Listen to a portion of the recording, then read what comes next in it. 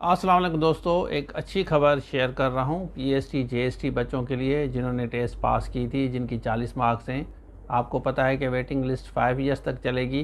तो चलिए स्टार्ट करते हैं।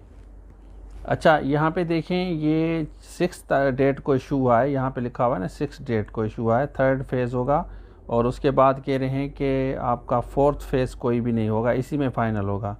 अब इसको आप आराम से पढ़ लें।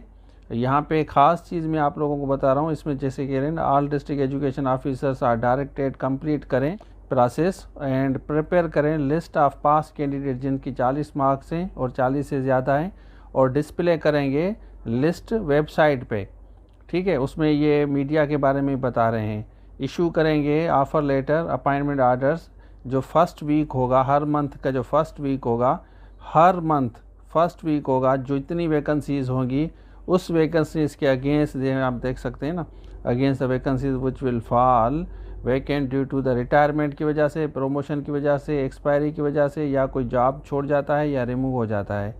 तो ये कह रहे हैं कि आपको डायरेक्शन दी जाती है कि लिस्ट शो करें वेटिंग कैंडिडेट्स की 15 मई से पहले, मतलब बिफोर 15 मई से पहले आपको शो करना है, कोडल फॉर्मेलिटीज़ पूरी करने के बाद।